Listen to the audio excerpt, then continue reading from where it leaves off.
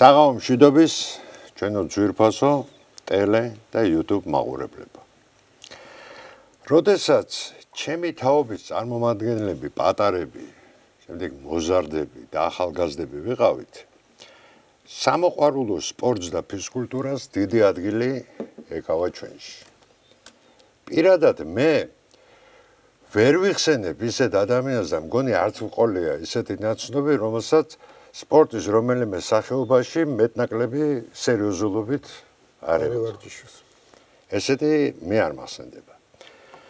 სპორტი იყო სოციალური პოლიტიკის ერთ-ერთი მთავარი ინსტრუმენტი. ინფრასტრუქტურა, ბავშვთა სპორტული სკოლები, სტუდენტური გუნდები, ეს მასობრივი შეჯიბრებები ქმნიდა იმ სტრუქტურას, რომელმაც უამრავი თაობა აღზარდა. შეიძლება ითქვას, რომ სპორტი იყო ცხოვრების წესი იმდროინდელი, პროფესორი ჩვენი დროინდელი ახალგაზრდობისთვის. ეზოში სულ თამაშობდნენ ბავშვები უამრავ აქტიურ თამაშობებს. სტადიონები და დარბაზები სავსე იყო მონაწილეებით, ასევე მაყურებლებით. იმართებოდა უამრავი სასკოლო, სტუდენტური, ის კი არა ქარხნების და იმის გუნდებიც. ეჯიბრებოდნენ ერთმანეთს სპორტის სხვადასხვა სახეობებში. დღეს, როდესაც მასობრივი სპორტის განვითარებებზე ვსაუბრობთ, იმ პერიოდს არა მარტო ნოსტალგიით, არამედ ანალიზის გამოც ვიხსენებთ. რატო? რომ გავიგოთ რა იყო იმ მოდელის ძლიერი მხარე, რა სუსტი წერტილები ჰქონდა და თუ არის შესაძლებელი რომ დღესაც თანამედროვე საქართველოში ისე განვითარდეს და პოპულარული გახდეს მასობრივი სპორტი, როგორც იყო მაშინ. ამ თემაზე სასაუბროდ დღეს სტუდიაში მოვიწვიეთ საქართველოს სპორტის მინისტრის მოადგილე ბატონი ირაკლი მეზმარეიშვილი. კეთილი იყოს თქვენი ფეხი, ირაკლი ბატონო. მადლობას მოგახსენებთ მოგზაურობისთვის. ჩვენი დღევანდელი გადაცემა, როგორც აღნიშნეთ, სპორტის მასობრივ სპორტს ეხება, მაგრამ სულ ესეა ოლიმპიადა დამთავრდა და ალბათ უხერხულიც იქნება რო არ კითხოთ. მეორე ოლიმპიადა იწყება კიდე და ბატონ თემურს თხოვ, ამიტომ პირველ კითხვას. მაქვს ესეთი შეკითხვა. რამდენად მოულოდნელი იყო, იმიტომ რომ ამას ვერ წარმოვიდგენდით. ჩვენ პირადად მე ვერ წარმოვიდგენდით თუ ჩვენ მედალს ავიღებდით ზამთრის ოლიმპიადაზე. იმიტომ რომ დატვირთული იმდენი მედლებით ვართ და იმდენი ტიტულებით ვართ დატვირთული ზაფხულის ოლიმპიადებზე, რომ ძალიან ბევრ დიდ ქვეყანას შეშურდება და შურს კიდეც ალბათ და აი ეს რამდენად იყო მოლოდინი მაგისი, რომ ჩვენ უნდა ხშირად უყურებთ თქვენ გადაცემებს და მადლობა მინდა გითხრათ იმ თემებისთვის, რასაც იხილავთ ხოლმე აქ. ეხლა რაც შეეხება თქვენ შეკითხვას. მზადება ამისთვის დიდი ხნის წინ დაიწყო. და დაიწყო ფედერაცია, რომელზეც მზადება ეძებდა სპორტსმენებს. მოგეხსენებათ, რომ ეს ახლა ერთი წელიწადია, რაც ჩვენს ყინულის დარბაზი გვაქვს, თორე მანამდე საერთოდ არ იყო ინფრასტრუქტურა, ამიტომ შესაბამისად საზღვარგარეთ მიდიოდა საერთოდ ყველა შეკრება, ყველა მზადება საზღვარგარეთ ხდებოდა და შესაბამისად სპორტსმენებიც მუდმივად გასულები იყვნენ. და საერთო გადაწყვეტილებით ფედერაციის და იმდროინდელი სპორტის ხელმძღვანელობის გადაწყვეტილებით მოხდა ის, რომ სხვადასხვა სპორტსმენებმა მიიღეს ქართული პასპორტები. მაგრამ ეს იმას არ ნიშნავს, რომ დაუშვათ ამით ჩვენი ფიგურული სრიალის ესე დაკნინდა რა ის თქვა.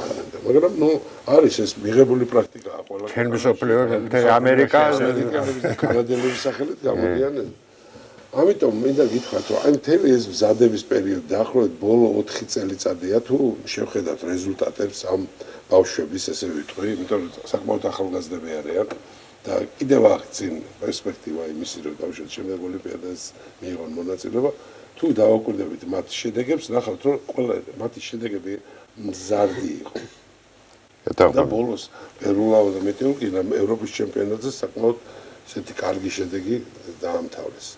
ასევე ჩვენ მაცულმაც რომელმაც ესე ვთქვათ ევროპის ჩემპიონი არის და მაგრამ აი თუ ნახეთ ოლიმპიადაზე გუნდურში ცოტა წაიფორხილა, მაგრამ მე ერთი რამ მინდა ვთქვა, ამ ბიჭს იმ წუთში ქონდა სასწაული დატვირთვა მხრებზე დაწყებული იმით ქვეყნის დატვირთვით, ფედერაციის, გუნდის, რა ვიცი, ისტორიის, მთელი საქართველოს ისტორია დააწვა მხრებზე ისეთი და მე მესმის მისი რა და ძალიან შემეწოდა, იმიტომ რომ მას უამრავი დიდი რესურსი აქვს ერთი თვით ადრე ევროპის ჩემპიონი გახდა და შეეძლო თავისად, მაგრამ ნუ ხდება ეს სპორტია რა, ესეთი ფსიქოლოგიური დატვირთვა, მარტო მას კი არა, ძალიან დიდ სპორტსმენებსაც. ამერიკას რა მოვიდა? ამერიკას რა მოვიდა. ამიტომ თქმა იმისა, რომ ჩვენ არ ველოდით, არა ველოდით, უფრო გუნდურში ველოდით.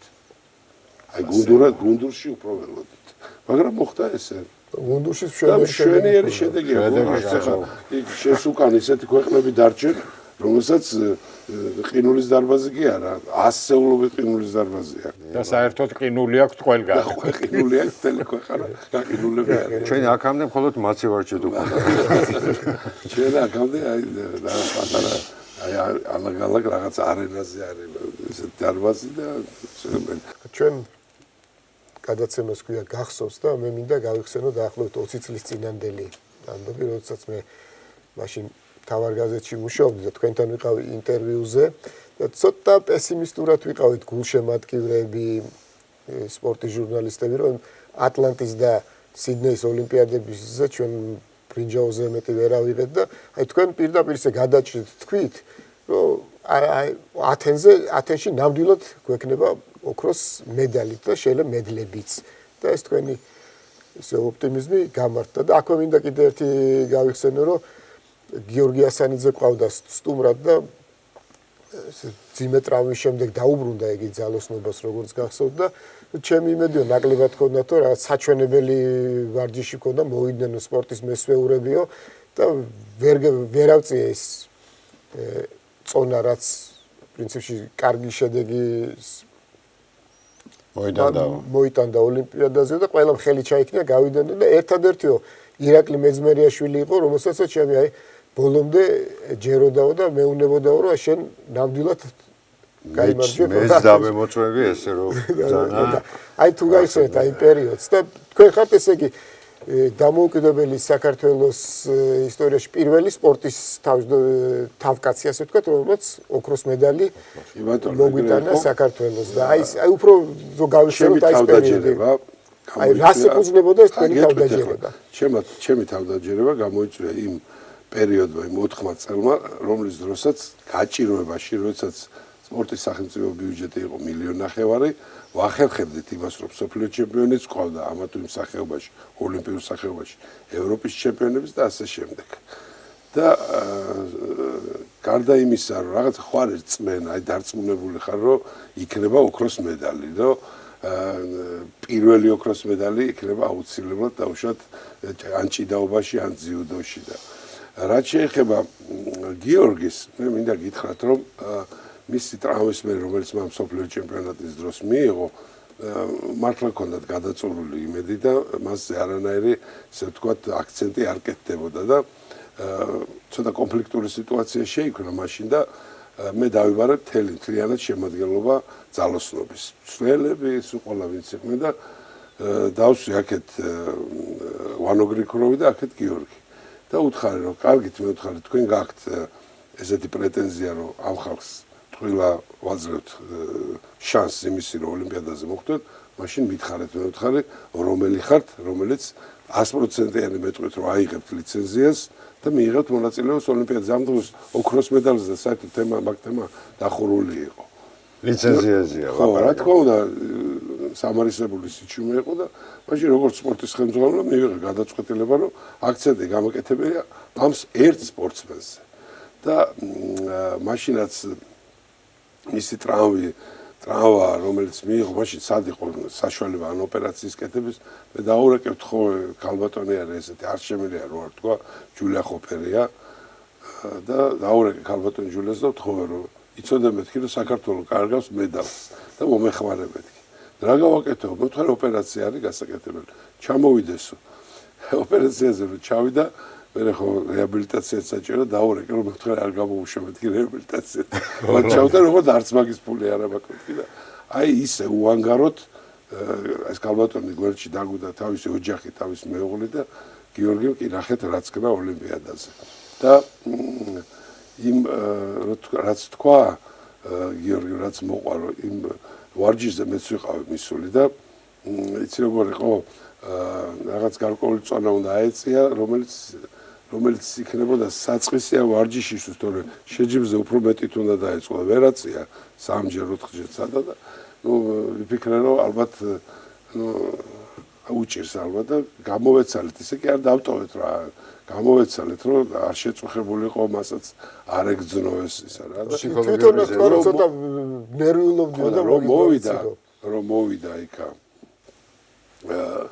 რომ დაბრუნდა ოლიმპიურ სოფელში მე მაგათთან ერთად ცხოვრობდი და მითხრა რომ ხვალო წამიყვანო ვთხარი წაგიყვან მეთქი იმიტომ რომ ზვიადაური რომ წავიყვანე გახდა ოლიმპიურ ჩემპიონი დელეგაციას რაც მანქანა ეკუთვნოდა ძღოლი არ დავსვი და მე მივიყვანე რა ზვიადაური მთავარი მწვრთნელი ხაბარელი და ექიმი ზურა კახაბლიშვილი ხო და წამიყვანო მე ვთხარი წაგიყვან მეთქი მე შეხედა კახაბლიშვილს და უთხრა რომ ის მაისურია რო გეცო სად არის მოთხრა ჭუჭყიანი ეგ ჩავაღე არა ხვალო ჩაიცვიო ეგო და 200 გრამიო ესე ცხელი სუპი მომიმზადეო მეტი არაფერი არ მინდაო შენგანო და აი მაშინ მივხვდი რომ ეგ ისეთი დარწმუნებით და ისეთი შემართებით იყო რომ მივხვდი რომ აუცილებლად გამოადრობდა მედალს რა აუცილებლად გამოადრობდა მედალს და ბოლოს რომ წაროაწია უკვე და რომ ზეიმობდით მე ყველას გაახსენდა რომ ჩინელი არსებობდა რომელიც უნდა გამოსულიყო და ნუ აკინა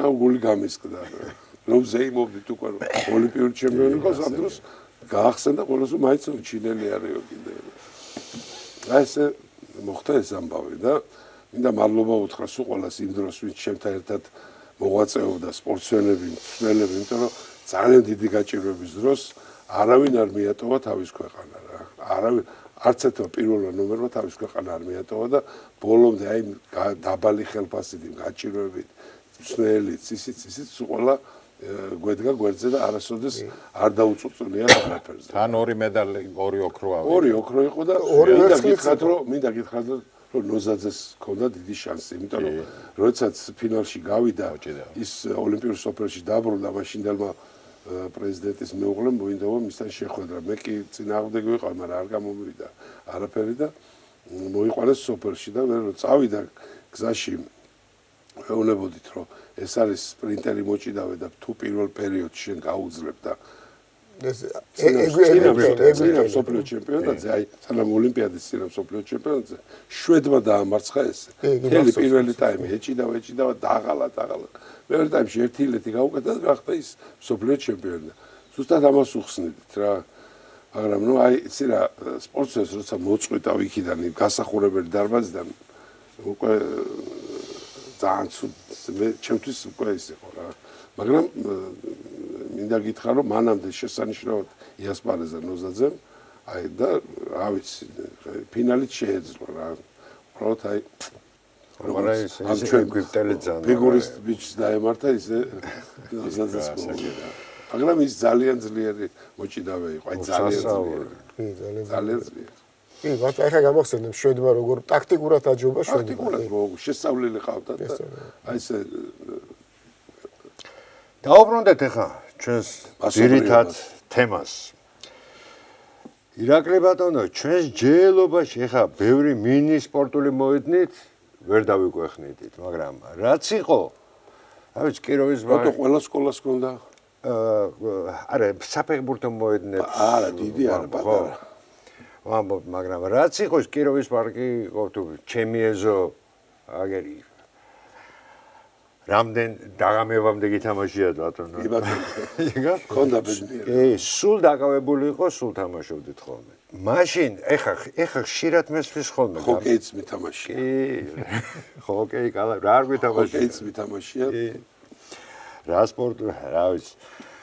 ეხა ხშირად გავიგონებთ, რომ ჩემი აი შვილი იმასთან მყავდა გასუქდა რაღაცა დიეტოლოგი, რაღაცა მივიყვანე ეს დაუნიშნეს რაღაცა რა ვიცი, ჩვენ რო მაგასაკში ვიყავით, სიტყვა მე მგონი დიეტაც არ ვიცოდეთ რა იყო, იმიტომ რომ ერთადერთი რაც მე გვესმოდა ხოლმე ფანჯრებიდან ის იყო რომ შვილო ამოდი ჭამე და ჩადი რაღაცა ითამაში ხო და რა გაგვესუქებდა ეზოში ვიყავით დღე და ღამე და არ მინდა დედა ჭამა არ მინდა და რაღაცა დავრბოდი ხა ჭამა ცუდია მეთქი არ მაქვს მაგრამ ის სპორტი აუცილებელია და ნუ მართლა ძალიან კარგი იყო რა ის რა ვიცი დღესაც თუ რაღაცა ვარ კიდე ის მოგდგამს რა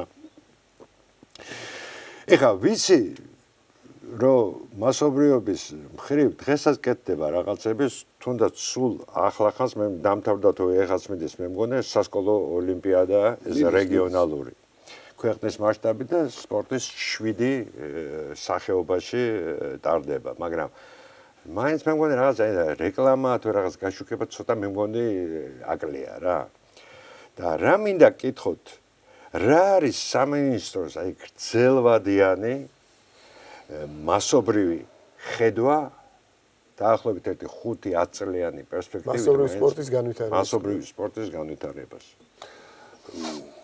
ესეთი კითხვაა იცით ძალიან მნიშვნელოვანი ჩვენი ქვეყნისთვის ახალგაზრდებისთვის ყველასთვის მე მინდა გითხრათ რომ ჩვენ ორი ფედერაცია გვაქვს ეს არის სასკოლო სპორტის ფედერაცია და სპორტი ყველასათვის რომელიც აი მასობრივ ღონისძიებებზე მუშაობენ და ასრულებენ იმ საქმეს რომელიც დაუშვათ საწყის ეტაპზე აი დასაწყის ბავშვებს ეს არ ეხებათ ეს უკვე მაინც უკვე ზრდასრულს და ცოტა ისეთ მაღალი ესე კლასების სპორტსმენებს თუ თინეიჯერებს კი ბატონო მე მინდა გითხრათ ესეთი რამე რომ მთავრობამ დაანონსა უახლოესი 5 წლიანი პროგრამა მულტიფუნქციური სპორტული ცენტრების მშენებლობის ეს დაახლოებით რო აგიხსნათ ეს არის 62 მულტიფუნქციური ცენტრი რომელშიც შედის დიდი სპორტული დარბაზი დიდი სპორტული დარბაზი ახლა თქვენ არ გეგონოთ რომ აი დაუშვათ ხელბურთის მოედანი არა 60-45-ზე 60-45-ზე ეს იმას ნიშნავს რომ დღის განმავლობაში შეიძლება ეს სამჯერ სამ ადგილას სამ მოედნად გადაკეთდეს და სამმა სახეობამ ერთდროულად შეიძლება ივარჯიშოს ან ერთმა სახეობის სამმა გუნდმა ესე იგი ყველაზე დიდი არის ხელბურთის ხო 40-20-ზე ამიტომ 60-45-ზე ეს სუფთად იძლევა იმის საშუალებას რომ მშვენივრად მოხდეს გაყოფა ამაში კიდე არის ცალკე იქნება ჭიდაობის დარბაზი ცალკე ციუდოს დარბაზი ცალკე საბრძოლო ორთაბრძოლები თუ როგორ იქნება ორთაბრძოლების ეს არის MMA და ასე შემდეგ ცალკე იქნება აი მხატვრული და ჩვეულებრივი ტანვარჯიშის დარბაზი უფრო მხატვრული ალბათ იმიტომ რომ ჩვეულებრივ საკმაოდ ის ორმოები ჭირდებათ იცით რაღაცა უფრო ალბათ მხატვრული და ჭირდება ელემენტები თავისი ყველაფერი იქნება აუცილებლად ძალოსნობის დარბაზი იქნება ტირი იქნება აი კარატე და ტაეკვანდო და ესეთ სახეობებისთვის იქნება დარბაზი ეს ერთ სპორტულ კომპლექსში გეუბნებით პლუს ამას იქნება საცურაო აუზი 32-25-ზე 32-25-ზე ეს არის სუფთად წყალბურთის თავის წყალბურთს რაც ჭირდება გვერდზე აუტის ხაზ იმისთვის ყველაფრისთვის და არა წყალბურთის შემთხვევაში ეს საცურაო აუზი ესე გადაიტეხება და 25 მეტრიანი საცურაო აუზი იქნება ასევე იქნება პატარა საცურაო აუზი ლიაგუშატნიკს რო ეძახიან და პლუს ამას ესე გადაწყვეტილება იქნება მიღებული რომ ასევე იქნება კულტურის ესე ვთქვათ პატარა ცენტრები იქნება შიგნით აი დაუშვათ სასიმღერო დარბაზი რაღაცა ესეთი რა ნუ ცხადია ჭადრაკიც ჭადრაკი ყველაფერი თავისთავად ცხადია ჭადრაკი და დაახლოებით ეს ყველაფერი სადაც 10000 კვადრატულ მეტრზე იშლება რა ესეთ იქნება 62 მუნიციპალიტეტი ეს ყველა მუნიციპალიტეტის თავისი დაწყებულია უკვე დაახლოებით 20 მუნიციპალიტეტის პროექტი განხილულია მიდის დამუშავება პროექტანტები არქიტექტორები მუდმივ კონტაქტში არიან ჩვენთან დღეს მაგალითად ჩემთან იყო თელავის საცურაო აუზის და სპორტული კომპლექსის არქიტექტორები მოსულები რომელთანაც გავიარეთ ეს ყველაფერი მანამდე იყო ქუთაისის არენის და ასე შემდეგ. ნუ ყველგან ფაქტობრივად ბაღდადში, ოზურგეთში, აი ხანასაც გიყვებით. აბაშაშიც ის ყველგან გითქე რა ქვია, სენაკი და ასე შემდეგ. ზუგდიდში შენდება კიდე ახლა საცურაო აუზი, რომელიც არის ჩვენი, იმის გვერდზე შენდება კიდე მულტიფუნქციური საკმაოდ დიდი. განსხვავება მულტიფუნქციონებს შორის იქნება მაყურებლის მიხედვით. აი წარმოიდგინეთ ახლა დავუშვათ სადღაც ქუთაისში თუ სიტყვაზე მაყურებელი 5000 კაცია, იქ სადღაც სხვაგან 250 500 1000. გასაგებია. არის ძალიან ამ შემთხვევაში ჩვენ გვინდა რომ აი ეს ყველაფერი მოექცეს ერთი მართლობა არ ცოტა ცუდი სიტყვა, მაგრამ ერთი ხელის კოორდინაცია. ერთი ხელის ქვეშ და რატო? როდესაც თქვენ აიღებთ სიტყვაზე ოზურგეთში ბარათს და უფლება გექნებათ რომ შეხვიდეთ საცურაო აუზში, მოედანზე, დარბაზში რომელიმეში, ესევე თქვენ საშუალება გექნებათ რომ შეხვიდეთ სენაკშიც და ბაღდადშიც და საგარეჯოში და ასე შემდეგ. კი, სოფელში წავიდა ბავშვი ზაფხულში. სადაც უნდა წავიდეს. ბავშვებისთვის, ეხა ამ წუთში მე მინდა გითხრათ, რომ ზუგდიდის საცურაო აუზია ყველაზე ესე ვთქვათ აქტუალური და პირველი რომელიც ჩავიბარეთ, ხო? ზუგდიდის საცურაო აუზში 3 თვე იყო სრულიად უფასო შესვლა, იმიტომ რომ რეჟიმი იყო ესეთი მომზადების, იმისი, ამისი. დღეს გახდა ჩვეულებრივად ფასიანი და მინდა გითხრათ რომ რაც დადიოდა მანამდე უფასო დროს ორი იმდენი ხალხი მოვიდა იქ. განსაკუთრებით ძალიან ბევრი არიან ბავშვები. ცურვაზე, იქ წყალბურთზე და ასე შემდეგ ყველაფერზე. და განსაკუთრებით ახალგაზრდებისთვის იქნება ხელმისაწვდომი ფასი. ძალიან კარგი. იმიტომ რომ წარმოუდგენელი ახლა 300 ლარს ბავშვი ვერ გადაიხდის ვერანაირ, მაგრამ ის რომ დავუშვათ აი თელ პაკეტში მან 70 ლარი მშობელმა გადაიხადოს, მე მგონი ნორმალურია, იმიტომ რომ დღეს ახლა ფეხბურთზე რო დაყავთ მარტო, ის იხდის 200 ლარს ბავშვის ფეხბურთზე სიარულში და აქ შეუძლია მიიღოს თითქმის ყველა რაც რისი სურვილიც ეკნება. ამავე დროს ხო შეიძლება ოჯახში რამოდენიმე ბავშვი იყოს და ერთს კონდეს ტანვაჯიზე სიარული სურვილი, მეორეს კონდეს დავუშვათ მაგიდის შოგბურთზე, მესამეს არ ვიცი. ყველა აი მოცული ერთ მისვლაზე მშობელი რომ მიიღოს, ბავშვი შეუძლია ყველგან მიიღოს ესე ვთქვათ სპორტულ ღონისძიებებში, სპორტულ აქტივობებში მონაწილეობა. ძალიან კარგი. ეს არის რაც და ამას კიდე ემატება ფეხბურთის სტადიონები უკვე დიდ ქალაქებში. მაგალითად რუსთავში იქნება დიდი სტადიონი, ოზურგეთში იქნება, ლანჩხუთში, წყალტუბოში კეთდება, ტყიბულში კეთდება და ეს ძალიან ბევრი ადგილას რა, სენაკში და სულ სტადიონები კეთდება, ეს არ იქნება ხელოვნური, ეს შერეული ბალა ეხლა რაც უკვე არის ბოლოში წამოვიდა.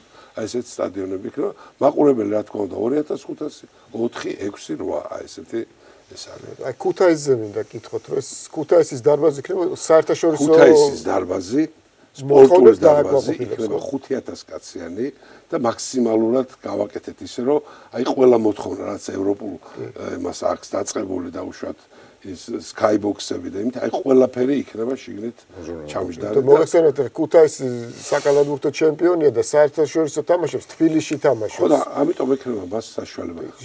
ქუთაისი ითამაშებს უკვე ქუთაისში.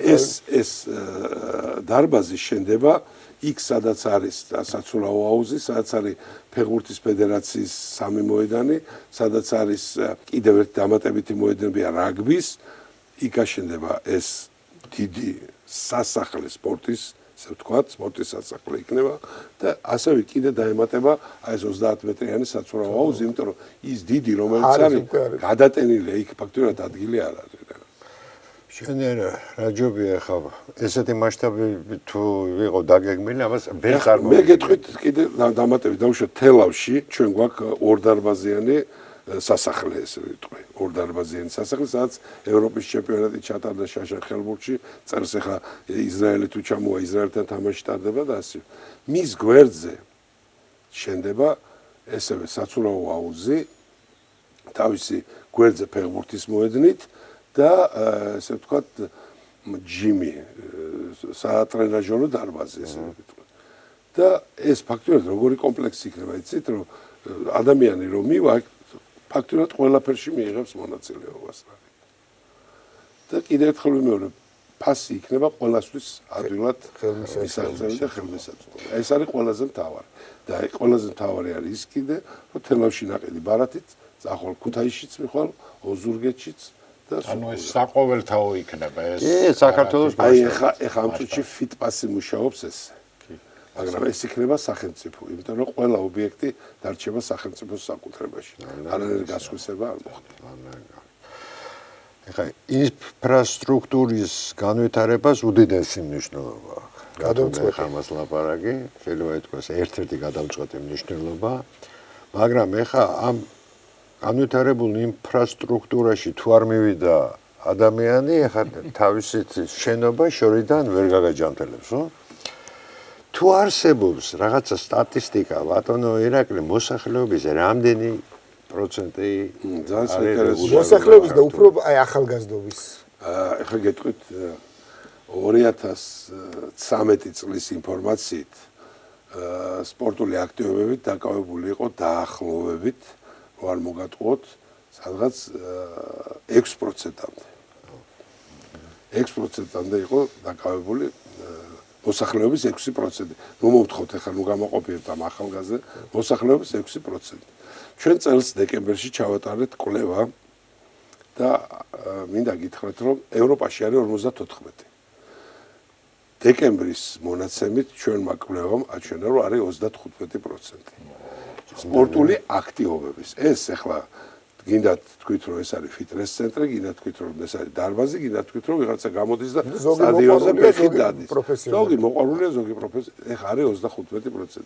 მე გაძლევთ გარანტიას, რომ როგორც კი მორჩება მულტიფუნქციონების საბოლოო სახე, როგორც კი მიიღებთ, მე მინდა გითხრათ რომ საქართველოს აქვს იმის საშუალება რომ ევროპის მონაცემს გადააჭარბოს რა. გადაჭარბებას ანუ 50-ზე უფრო მაღლა ავა 54 აქვს ევროპას და აგერავარ ჩვენს უყოლა და 30 წელს შევიკრებოთ და მე გეტყვით რომ იქნება 54%-ზე მეტი, იმიტომ რომ ესეთი 2013 წლიდან 2025 წლამდე 12 წელიწადში ესეთი ნახტომი რომ დავუშვათ 6%-დან 35-ზე ახვიდე, გაძლევს იმის საფუძველს რომ 4 წელიწადში ეს 35 გახდეს თუნდაც 12%. ამაში ალბათ ისიც შედის, ხო, ახლა ძალიან კარგი პროგრამა არის პენსიონერების აუზზე სიარული. პენსიონერები უფასო, ყველაფერი აი ამიტომ გეუბნებით, ნუ მომთხოვთ ახლა რომ ზუსტი არ მინდა რომ მოგატყუოთ. ასაგობრივი ხო, არ მინდა მაგას ვერ გეტყვით, მაგრამ საერთოდ ციფრს გეუბნებით. აი ეს არის ყველაზე მნიშვნელოვანი, რომ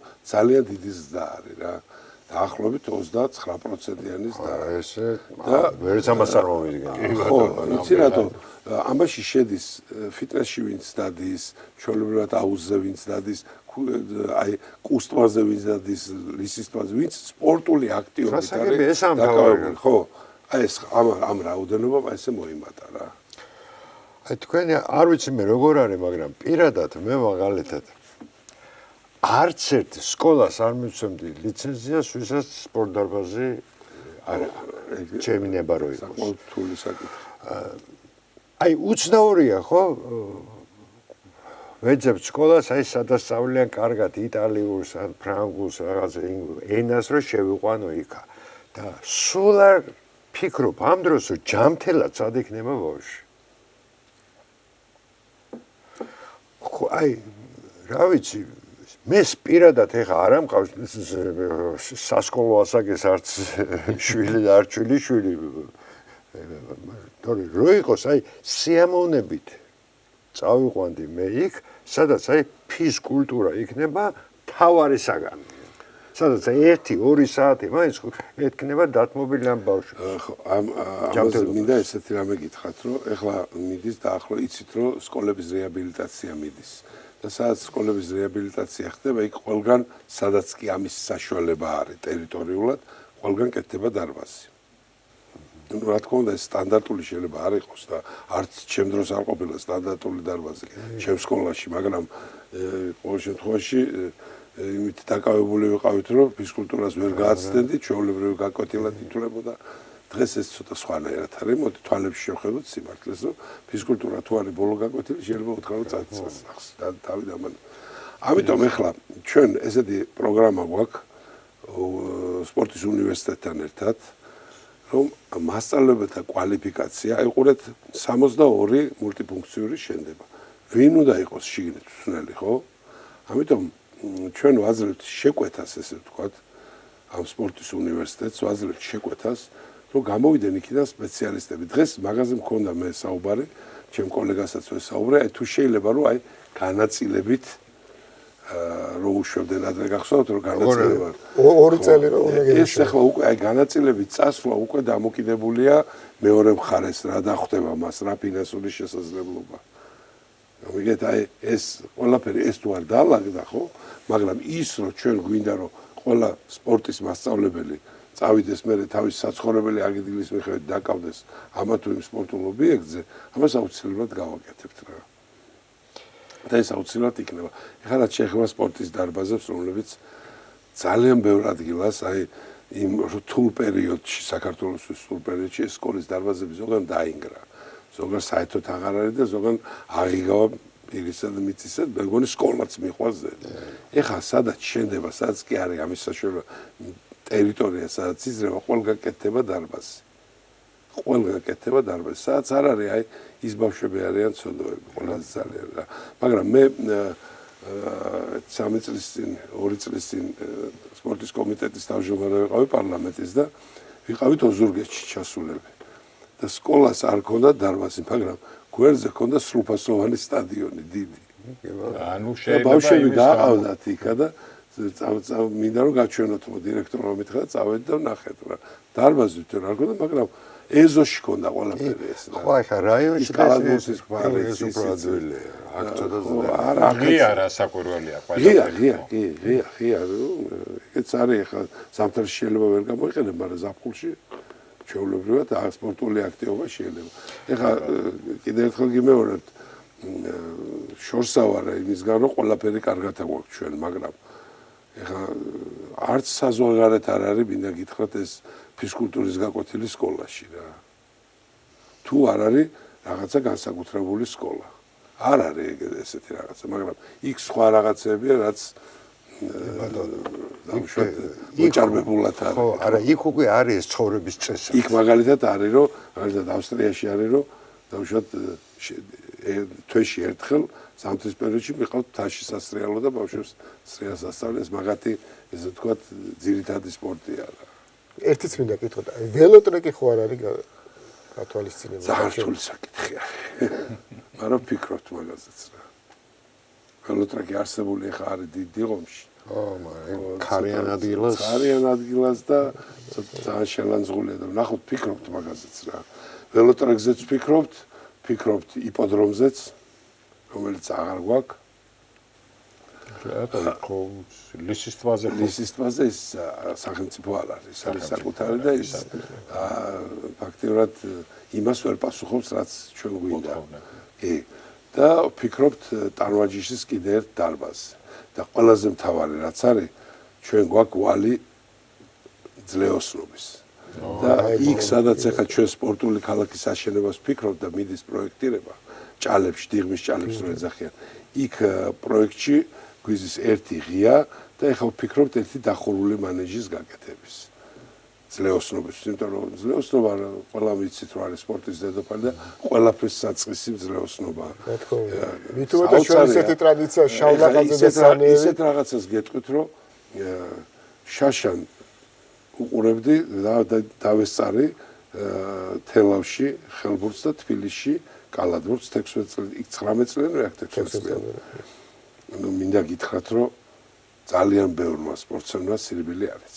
არც ერთმა არ იცის მე თუ ვკითხავ. ძალიან ბევრმა და ეს უბრალოდ დარბაზში ფეხის დარტყმაზე იგრძნობა რომ ხმაზე. თუ კი დავუშვათ ჩვენ სკოლაში გვასწავლდნენ და საწყის ეტაპზე ვსწავლობდით როგორ უნდა გვერბინა და ის ფეხი როგორ უნდა დაგვედგეს, აქ ახლა ეს საკითხები არ არის და ამაზეც ვფიქრობ ჩვენ რომ ძლეოსნობის მანეჟი, ძლეოსნობის ღია სტადიონი ზუსტად ამას ყველაფერს მოემსახურება რა. დიდუბის მანეჟი სახელმწიფოსი არ არის. დიდუბის მანეჟი არის ფედერაციის და არის მოულელი, არის თუ შეხვალთ შეგიძლიათ გააგზავნოთ ჟურნალისტები, ნახოთ მე მაგალითად არ გიჩვენდით იქ ბავშვის მიყოლას რა, არ გითხრათ. ანტისანიტარია. დღეს არ ვიცი, მაგრამ 1-4-5 წლის წინ საშინელ მდგომარეობაში. უარესი. არავის ძე არ დაუდი. ასაკი. ზირაკლი ბატონო, ეხლა რას თქვენ ბრძანეთ ახლა? ამაში წარმოდგენით დაახლოებით ხვდები, რომ ძალიან თანხები იხარჯება და მომავალში უამრავი თანხები იქნება ჩასადო. აი მულტიფუნქციონებს გეტყვით, დაახლოებით 2 მილიარდი ლარი დაიხარჯება მას. კი ბატონო. რა მინდა ეხლა, რატო თქვი ესა, რომ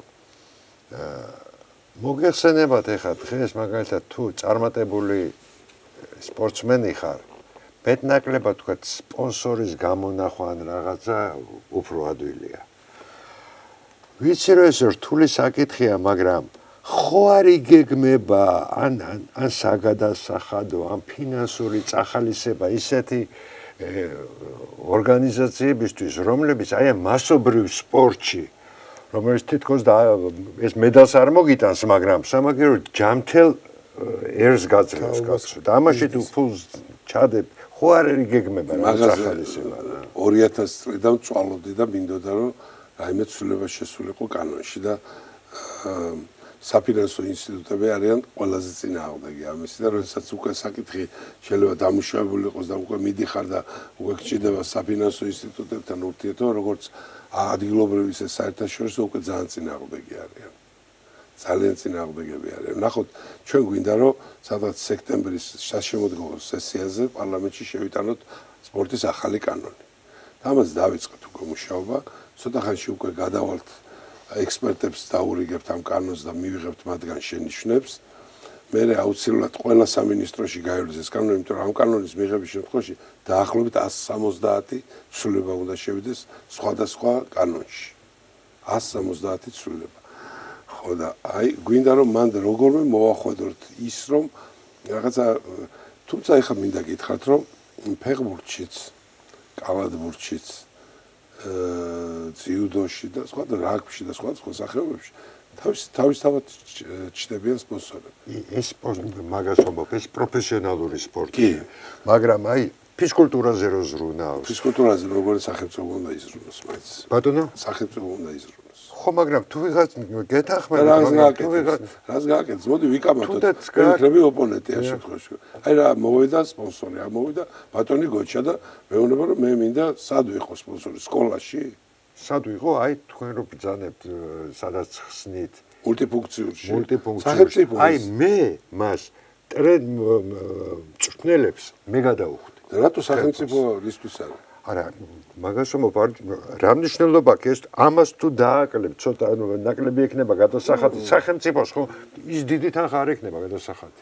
ეგ ისე შეუძლია სპონსორს მივიდეს და მე გარკვეულწილად არის იქ რაღაცა ყველა კანონში არის პატარა ისე და არის შეუძლია ხარჯებში გაატაროს და როგორც ეს სპონსორები პროფესიულ სპორტში. არის სამოყვარულოში დაკლებად, მაგრამ პროფესიულ სპორტში არის. ხა გადახედეთ საკლუბო მეებს, რა ქვია, ფეხბურთს და კალათბურთს და სულ ყველას ყავს. ოკეი, არა. აი ყურეთ, დაუშვათ არის ფეხბურთის განვითარების ფონდი, რომელიც აფინანსებს ფეხბურთის კლუბებს. პირველიდან დაწყებული, როგორც რეგიონალური ლიგამდე თითქმის უყურეთ, დაუშვათ უმაღლესი ლიგის გუნდს აქვს საწყისი თანხა, რომელიც მე ვთვლი რომ ცოტა არის, მაგრამ ნუ ჯერ დღეს ესე არის. 600,000 ლარს აძლევს სახელმწიფო. თუ კი კლუბი მოიზიდავს ზემოდან კიდე 600, სახელმწიფო კიდე უმატებს 600. მეტი რა გააკეთოს? არა, გეტყვი. სად რომელ ქვეყანაში არის რომ სახელმწიფო ფულს აძლევს ფეხბურთს, მაგრამ ნუ გამომდინარე იქნება ჩვენთან ესეთი სიტუაცია და არა ვართ ისე დალხილნები, როგორც დაუშვათ დანიაში არიან და სადღაც ესეთ ქვეყნებში, ხა ესპანეთს არ ვიძახი, იმიტომ რომ იქ ყველა კლუბს იმდენი ვალი აქვს, რომ რა ვიცი, მაგ ჩვენ ქვეყანას არა ახელავალი. არა, ხო, არა, მეც იმიტომ ვამბობ, რომ ფული რო გვიჭირს. ჩტებიან პროფესიონალურ სპორტში, ჩტებიან, კალათბურთში ჩტებიან. მასობრივი სპორტის აუცილებლობაზე მეტნაკლებად ვისაუბრეთ და იმედია მომავალშიაც ვისაუბრებთ. ეხლა მოდით პროფ სპორტს დავუთმოთ რაღაც გარკვეული ბატონო მოიჭა. აი თქვენ სამინისტროს თუ აქვს რაღაც აი პრიორიტეტული სახეობები.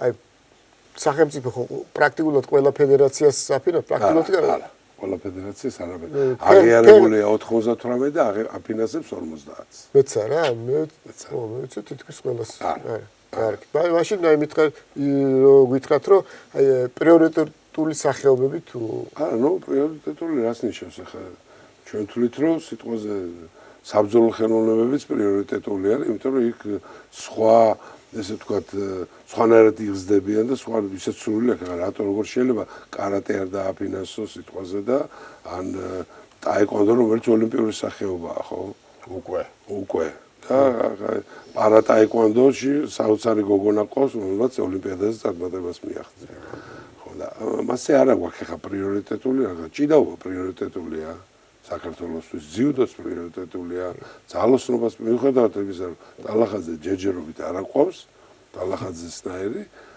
და ტალახაძე მაინც ვაფინანსებს ზუსტად ისევე როგორც აქამდე და ჩვენ სტუმრად ძალოსნები და მათ ეს ამბავი მადლობის სახით აღნიშნეს ხო და ძლევოსნობასაც ვაფინანსებთ შესაბამისად აი ვის როგორი შედეგი აქვს სიტყვაზე რასაც დავაფინანსებთ იმას რა ქვია ძალოსნობას და ჭიდაობას და ძიუდოს ისე დავუშვათ სხვა ისეთ სახეობას რომელიც შეაც ვერასოდეს медали ვერ გვექნება ისე ვერ დავაფინანსებთ მაგრამ ყურადღება ყველას აქვს და თავისწილი ყურადღება იმის რომ არ შეწყვეს საერთაშორისო ორგანიზაციაში რომ გადასახადი გადაიხადოს მიიღოს მონაწილეობა დავუშვათ ევროპის ჩემპიონატი იქნება თუ მსოფლიო ჩემპიონატი სადაც დაუშვებენ ეგეთ ესე იგი საშუალებები ყველას აქვს იმ 50-ზე მეტ ფედერაციას ასე ვთქვათ. ირაკლი ბატონო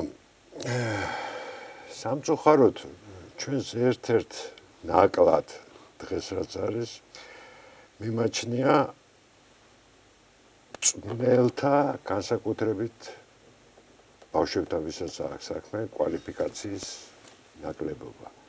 ეხლა რამხელა მნიშვნელობა აქვს მწვრთნელს ჩემგან არ გესწავლებათ ხო ცუდი მწვრთნელი არათუ კარგად ვერ გასძეს ნიჭიერს შეიძლება საერთოდ დააკარგინოს ყველაფერი ხო ესეა ბავშვობაში აი რა თუ მიდის ამ ხრივ მუშაობა და რა ხდება უბრალოდ მაგალითად ესეთ რამე მინდა გითხრათ იმის გამო რომ ეხლა ბოდიში განსაკუთრებით აი მოზარდების მწვრთნელი ეხლა გეტყვით აი ერთ მაგალითს გეტყვით და მიხვდებით ჩვენ რა გზით მივდივართ აი დავუშვათ ახალციხეში არის საცურაო აუზი არის ზუგდიდში და კიდე აშენდება სხვა მუნიციპალიტეტებში ჩვენ არ ყავს სპეციალისტი რომელიც ადრე ჯონდორო იყო ბასენზე და ყველა რო ჯონდოსთან ემზადებოდა კიდე მიჟულინა და ვიღაცები ეგეთი ხალხი აღარ აქვს რა ძალიან ცოტანი არიან და მაშინაც ცოტა იყვნენ ეხლა მაგალითად აი გზით მივდივარ და დავუშვათ საწყალოსნო სახეობების ფედერაციამ ესეთ გადაწყვეტილება მიიღო რომ ფრანგის სპეციალისტი დაახლოებით სადაც შემოდგომაზე ჩამოვა და დაიწყებს გადამზადებას ამ მწვრთნელების რომლებიც დღეს აქტიურად არიან ჩაბმული ამა თუ იმ სახეობაში მაგალითად ცურვაში და ამათ მიებმება კიდე ის მწვრთნელები სადაც აშენდება ესა თუ ის საცურაო აუზი ასაგებით ეხლა რაც შეეხება აი ესეთ სახეობებზე ვიძახმე სადაც ჩვენ დავუშვათ იმხელა გამოცდილება და იმხელა პრაქტიკა არ აქვს მაგრამ ეხლა რა ვიცი რა გითხრათ ძიუდოში იმხელა ცნელთა იმხელა არმია არის რომ მან ვერ ვიტყვით რომ არის ესეთი ცნელი რომელიც ბავშვს ვერაფერს დასაწყისში ვერ ასწავლის პირიქით რა ძალიან ისეთი კვალიფიციური ცნელები ყავს ძიუდოს ჭიდაობას და ესეთ სახეობებს უყოლეს აი ისეთ სახეობები არის საერთოდ აი ზუსტად მაგას გეუბნებთ ისეთ სახეობებში სადაც ჩვენ პრობლემები გვაქვს ცნელების აი ვიწყებთ უცხოელი ცნელების ახლა მაგალითად გვინდა ძალიან რომ სერბეთიდანაც მოვიწვიოთ ამ წყალბურთის ცნელი კი არა ცურის ცნელი ესე ვთქვა და უნგრეთიდან და ესეთი ადგილები სადაც ეს ძალიან პოპულარულია იქა ამიტომ ამაზე ყველაფერზე მუშაობთ. იცით, რომ ეს ცოტა რთული პროცესია, მისი ჩამოყვანა გარკვეულ ხარჯების გარდა სოციალურ პირობებთან არის დაკავშირებული, ასე შემდეგ. და ვერც ხვალე ავიღე შედეგს. ხო, არა, ეს არის ეს წვლილი ჩამოვა იმისთვის, რომ საწყისი, ესე ვთქვათ, ანაბანა ასწავლოს ბავშვს. ძელვადიანი პროცესია. ისე საინტერესოა, როგორ ნაწილდება ბიუჯეტი პროფესიონალურ და მასობრივ სპორტ შორის. დაახლოებით ჩაფარდებები როგორ არის, ხო არის? მასობრივ სპორტზე ესე მოვიტყვეთ, იმიტომ რომ მასობრივი სპორტი იქ ფედერაციებშიც არის. პატარა ბავშვები სადაც ვარჯიშობენ, ჩვენ იმასაც მასობრივად ვთვლით რა. ამიტომ ესე ზუსტად შეიძლება დათვლილი არ იყოს, მაგრამ მინდა გითხრათ, რომ აი სასკოლოს რაც ქონდა, ორი იმდენი აქვს ახლა. იმას სპორტი ყველასათვის რა ქონდა, ორი იმდენი აქვს წელს. აი ესეთი ანუ ზრდა ვართ რა, ორჯერ მეტი აქვს თავშოთ სკოლის და რაც თავარია სასკოლო ფედერაციით ჩვენ გვინდა რომ აღვადგინოთ ხიარული სტარტები რა ამაზე ძალიან დიდ ძალისხმევას ვემზადებით ახლა ამისთვის იმიტომ რომ იცით რომ ის უნდა დაიწყოს ყველა რეგიონში მერე უნდა გამოვლინდეს რეგიონის გამარჯვებული მერე უნდა რეგიონის გამარჯვებული ჩამოვიდეს ამ 12 ეს არის ხო რეგიონია საქართველოში თბილისის ჩათვლით 12 რეგიონში და მოხდეს და პირველი 4-ეული უნდა დარჩეს და იმ 4-ეულის მერე სატელევიზიო ჩაწერა ხდება და ამით მაგრამ მანამდე შუქდება ეს ყველაფერი ამიტომ ჩვენ ახლა ჯერ ვემზადებით ტექნიკურად იმიტომ რომ სხვადასხვა იცით თქვენის გასაბერი რო არის რაღაც გასაძრომები გამოსაძრომები ტყექვია ზოგს და ზოგს რაღაცა ვემზადებით ამისთვის გვინდა რომ ჩამოთვალოთ თვალი გავაკეთოთ, გვინდა ვიცოდეთ სად რა გვაქვს რისი საშუალება გვაქვს რომ იქ დავამატოთ, იქ ახალი შევიძიოთ.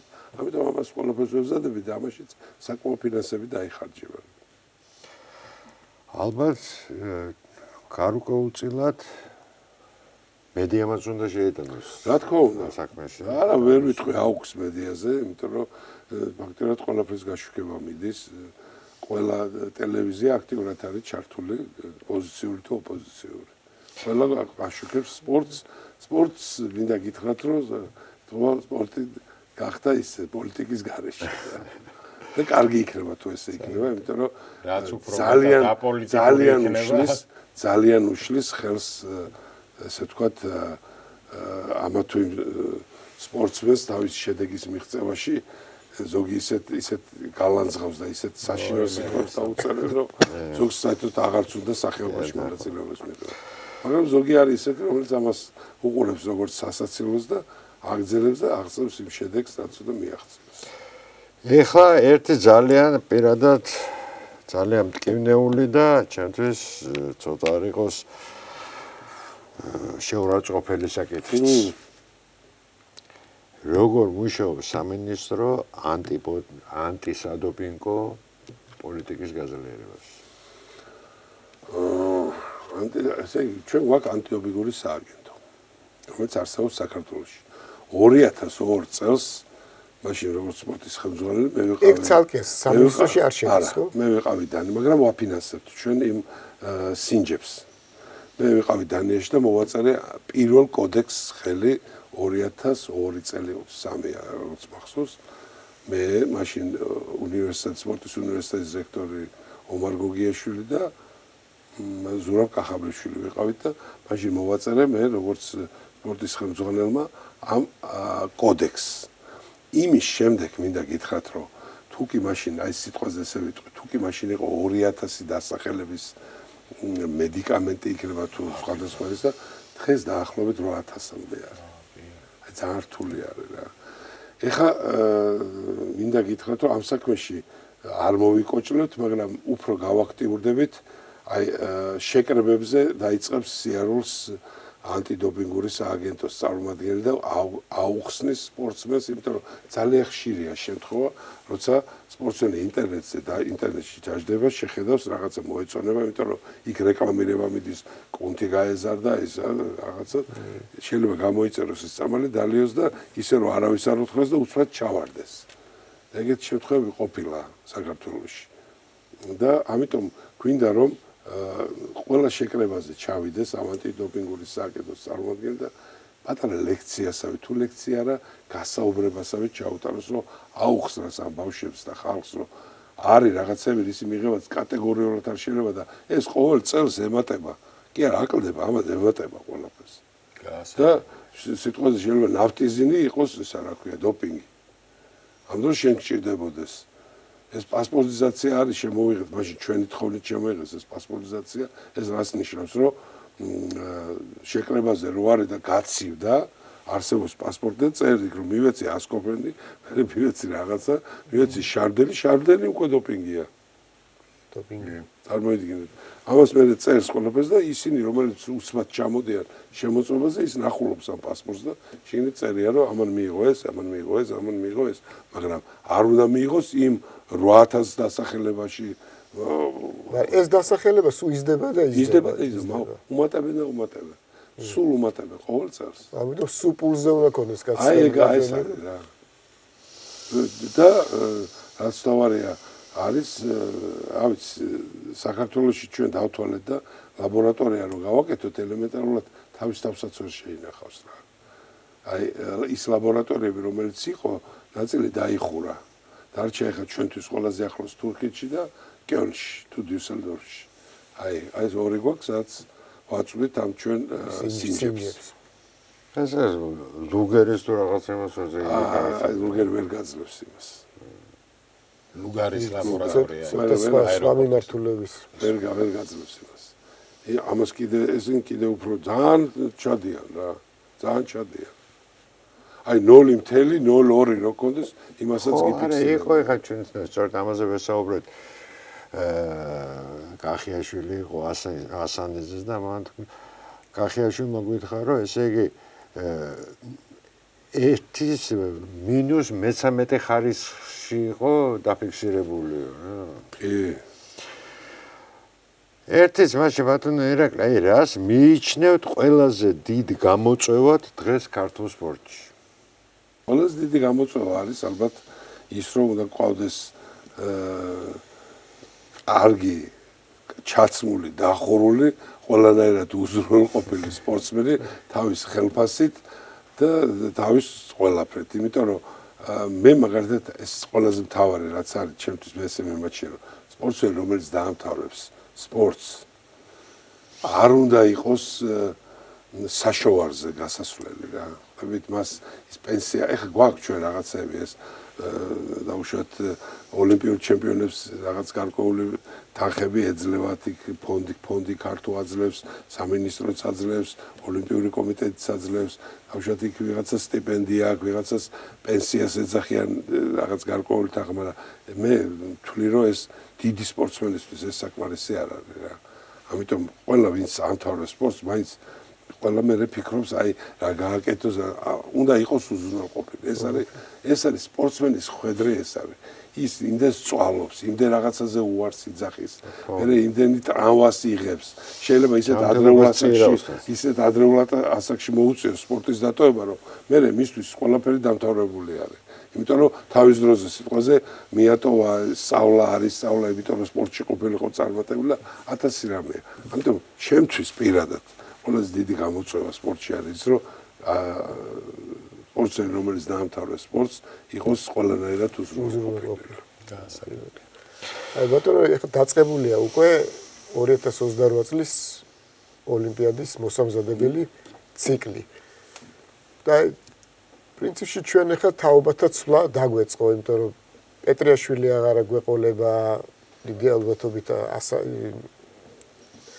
ტალახაძე და როგორ ფიქრობთ თქვენ აი რამდენ ლიცენზიას ავიღებთ? დაახლოებით ჯერ ცოტა ადრე ამაზე ლაპარაკი, მაგრამ თან თქვენი პროგნოზი კარგად გვაქვს დაცდილი და კიდე ერთი მინდა კითხოთ, რომ აი ყველა გულშემატკივრის ოცნება არის, რომ აი ჩვენმა რომელიმე გუნდმა მიიღოს სათამაშო სახეობა. მე ახლა მინდა და მაგი მეტყვა. აი ჩვენ ფეხბურთში ცოტა დაგვაკლდა, კალათბურთში ცოტა დაგვაკლდა.